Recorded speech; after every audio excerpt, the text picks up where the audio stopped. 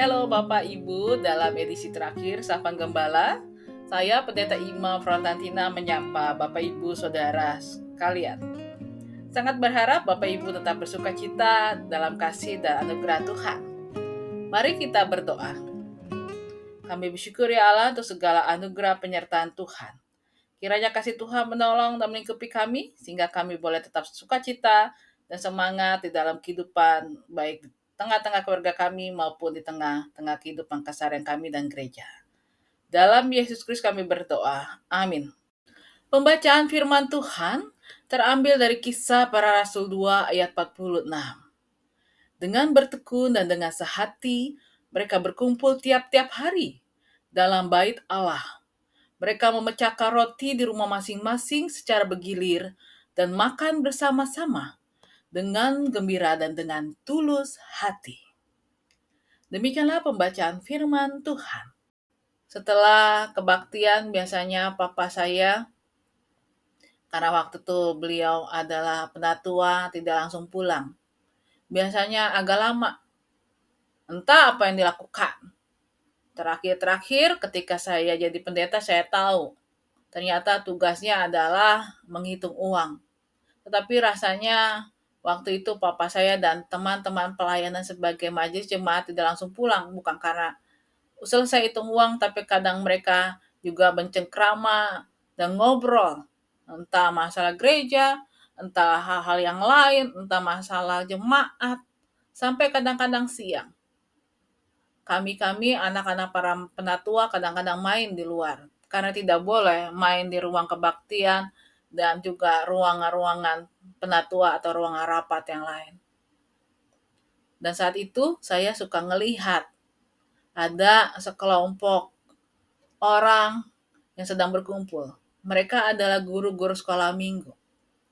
Uniknya, ketika mereka mengajar di kelas, mereka menjadi guru-guru sekolah minggu yang sangat berwibawa, sangat disiplin, serius, dan sedikit yang kadang-kadang kocak. Tapi kami anak-anak sekolah minggu melihat mereka sangat berwibawa. Namun ketika selesai sekolah minggu dan ada waktu mereka bercengkrama setelah mengajar, biasanya makan dan minum bersama, minum es, teh, atau es buah. Lalu sebelum persiapan guru sekolah minggu, mereka bisa bercanda, bisa tertawa-tawa, bisa saling mengejek atau menertawakan kesalahan ketika mengajar. Pokoknya seru sekali. Dan saya lihat, menyenangkan sekali ya. Dan suatu saat saya diajak untuk ikut makan bersama. Wah, kesempatan yang luar biasa kan? Nggak boleh disia-siakan. Ternyata guru-guru sekolah minggu itu tidak seseram pikiran saya ketika saya dalam posisi menjadi anak sekolah minggu. Sangat hangat, sangat welcome. Dan itulah menjadi bagian di mana membuat saya jatuh cinta dengan gereja. Ternyata gereja bukan persoalan gedungnya. Bukan persoalan aturan tata gerejanya. Bukan persoalan benar atau salah ketika memimpin liturgi, memimpin doa, memimpin pujian. Tapi gereja yang utama adalah apakah gereja bisa menjadi rumah yang nyaman? Gereja bisa menjadi rumah perlindungan yang aman. Gereja menjadi tempat dalam tanda kutip kabur dari persoalan-persoalan kehidupan. Bahkan juga persoalan yang mengancam hidup kita. Gereja menjadi tempat yang membawa setiap orang dengan nyaman, dengan aman, dengan penerimaan, dengan otentik untuk bertemu dengan ruang pelayanan. Tanpa harus mengubah orang itu seperti image orang lain.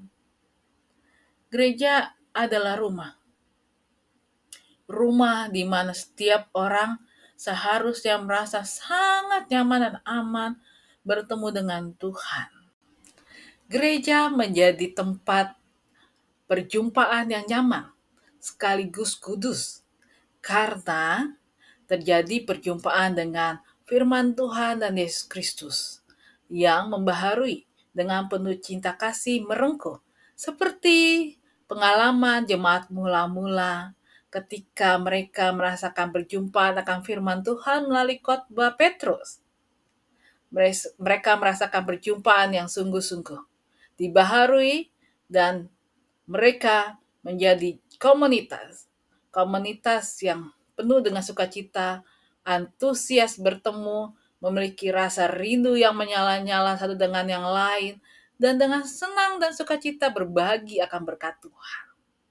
Perjumpaan dalam komunitas di mana sukacita, kasih, pengampunan itu terasa dengan hangat. Seperti Yesus. Ketika semua orang berjumpa dengan Yesus, adakah orang yang tertolak? Adakah orang yang merasa terhakimi? Adakah orang yang merasa menjadi terhukum? Tidak. Yesus tidak pernah menolak orang. Yesus tidak pernah merasa dan melakukan penghakiman atas orang. Yesus tidak pernah menghukum orang-orang. Tapi Yesus pernah menegaskan akan firman Tuhan, memanggil orang-orang untuk taat akan firman Tuhan dan tunduk akan firman Tuhan.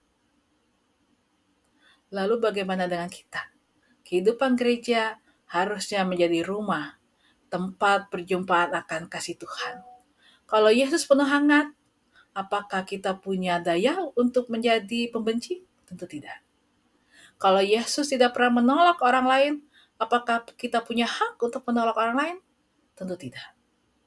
Ketika Yesus hadir tengah-tengah dunia penuh dengan rasa cinta yang luar biasa merengkuh dan menghangatkan.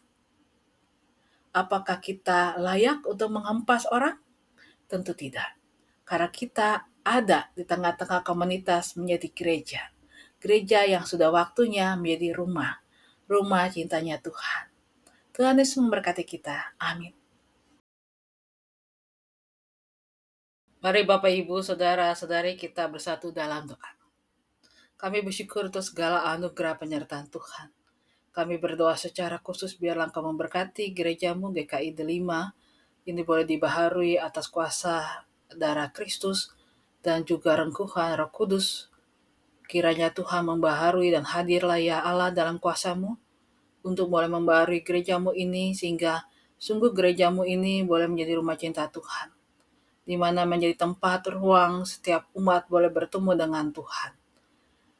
Rasa nyaman, rasa aman, penuh cinta kasih, tidak penuh dengan ketakutan.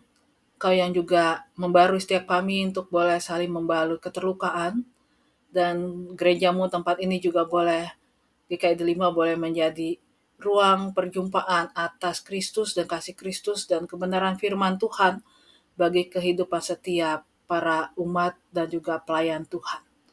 Kami juga berdoa untuk proses pemilihan penatua Tuhan. Kiranya Kau memberkati sungguh-sungguh setiap orang yang terpanggil untuk sungguh-sungguh melakukan firman Tuhan dengan benar dan mau berjuang, mau berbagi, bahkan juga berkorban untuk menghadirkan kasih, sukacita, dan sejahtera, dan juga kebenaran dalam Yesus Kristus. Tuhan Yesus Kristus dalam kasih-Mu dan rengkuhan-Mu, ampunilah kesalahan dan dosa kami. Kiranya kuasa Roh Kudus boleh membaharui dan menghadirkan pertobatan dalam kehidupan ruang gereja. Ketika muncul kebencian, muncul penolakan, muncul saling menghakimi, muncul berbagai hal di mana kami juga saling melukai satu dengan yang lain. Tuhan, ampunilah dosa dan kesalahan kami. Tapi biarlah keadilan Tuhan yang boleh nyata bagi kehidupan gerejamu di tempat ini. Tuhan Yesus yang sangat baik, kami juga berdoa untuk setiap rumah tangga, Kau berkati juga setiap kehidupan keluarga, biarlah menjadi rumah cinta Tuhan, tempat untuk kembali tengah-tengah segala perjuangan kehidupan, rasa lelah, keterlukaan, tetapi kami merasakan melalui keluarga kami selalu ada kehangatan yang memeluk dan menerima kami dengan otentik. Tuhan Yesus yang sangat baik, berkati setiap hal yang boleh kami lakukan untuk menghadirkan kasih, kebenaran, dan kedamaian dalam kehidupan ini. Dalam Yesus Kristus kami berdoa. Bapa kami yang ada di sorga, dikuduskanlah nama-Mu, datanglah kerajaan-Mu,